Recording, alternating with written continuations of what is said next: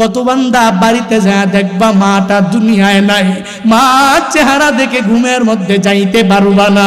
আমিও তো ঘরে যাই, আমিও তো প্রতিদিন বাড়ির মধ্যে যাই, যাওয়ার পরে রাত 3টা 4টা বেজে যায়।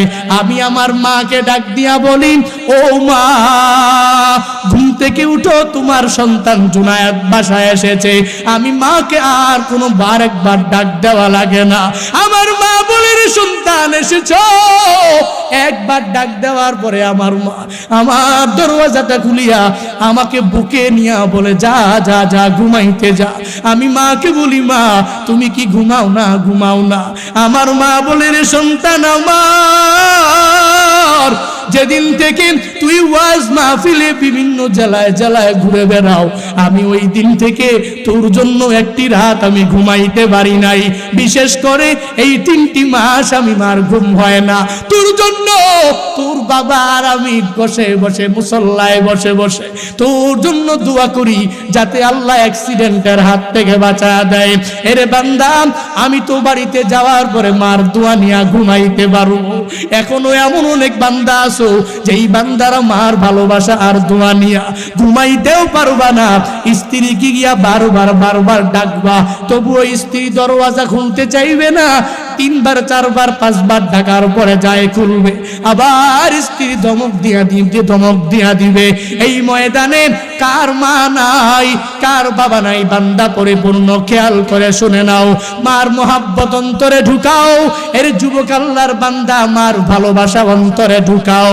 ওই মার মনে কষ্ট দিয়ে দিয়ে দিয়ে বান্দা জিন্দেগিটাকে বরবাদ করে ফেলেছো। আজকের মাহফিল থেকে পরিপূর্ণ তালিমার শপথ গ্রহণ করে যাওয়া লাগবে।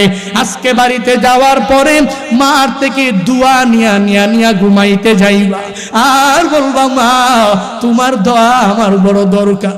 মা তোমার দোয়া ছাড়া আমি এই দুনিয়াতেও কিছু করতে পারবো না। মা তোমার দোয়া ছাড়া আমি কিয়ামতের ময়দানে জান্নাতেও যেতে পারবো না। মার দোয়া নিয়ে যাইবা।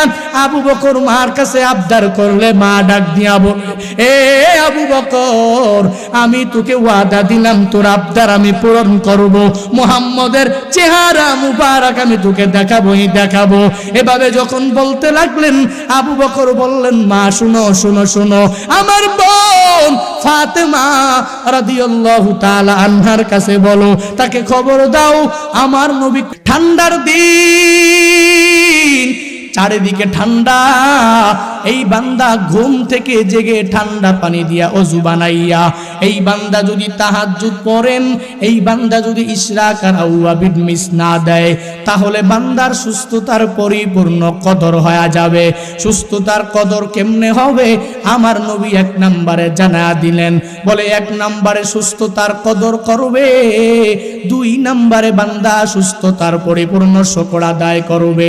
এই বান্দা যদি সুস্থতার নিয়ামত পাওয়ার পর, সুস্থতার নিয়ামত আমার আল্লাহ তাআলা দেওয়ার পরে আমার মালিককে বলতে পারেন, হে মালিক তুমি আমাকে সুস্থ রেখেছো, আলহামদুলিল্লাহ। ও আল্লাহ, এই সুস্থতার নিয়ামতের মধ্যে থাকার পরে আমি নামাজ বাদ দেই না, আমি আমার সুস্থতার নিয়ামত পাওয়ার পর আমি রোজা বাদ দেই না, নেক আমল কোনোটাই বাদ দেই না। ও আল্লাহ, আমি তোমার সুস্থতার কদর করি, তোমার পক্ষ থেকে যেই সুস্থতা, ওই সুস্থতার কদর করে করে করে আমি চলাফেরা করি। শুধু তাই না, হে মালিক তুমি আমাকে যে সুস্থ রেখেছো, 1 নম্বরে আমি সুস্থতার কদর করে চলার পরে, সুস্থতার নিয়ামতের শুকর আদায় করার পর 3 নম্বরে আমি সুস্থতাকে পরিপূর্ণ ভালো খাতে কাজে লাগাই। দুনিয়াতে এমপি মন্ত্রী মেম্বার কত কত এলাকার মধ্যে যারা জুলুম করে, ওই জালেমরা আমাকে আইসা টাকা পয়সা কিছু হাতের মধ্যে ধরাইয়া দিয়া কত বলেছে, অমুক এলাকার মধ্যে যা দেখ, ওই এলাকার মধ্যে একটা মাজলুম মানুষ, গরিব মানুষ, এই গরিব মানুষের 2 বিঘা জমি আমার দরকার, কেমনে আনবি জানি না, তোর কাছে আমি টাকা দিয়া দিলাম, ওই লোকটার 2 বিঘা জমি তুই নিয়ে আমার কাছে দিয়া দিবি, দলিলটা জোর করে নিয়ে আসবি, সে না দিলে তার উপরে পরিপূর্ণ আঘাত আর প্রহার করবি।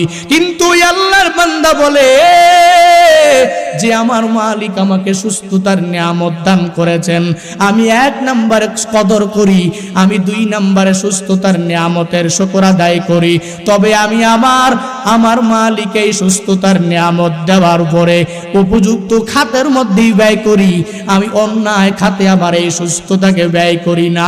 নবী বলেন এই 3টা হক যদি বান্দা ঠিক মতন আদায় করতে পারে, তাহলে আমার রব, আমার মালিক এই বান্দাকে কি প্রতিদান দান করবে? বলে আমার আল্লাহ এই বান্দার এই নিয়ামতের 3টা হক ঠিক মতন আদায় করার কারণে আমার রব, আমার মালিক এই বান্দার সুস্থতার নিয়ামত মৃত্যু পর্যন্ত আল্লাহ বাড়ায়া দিবে।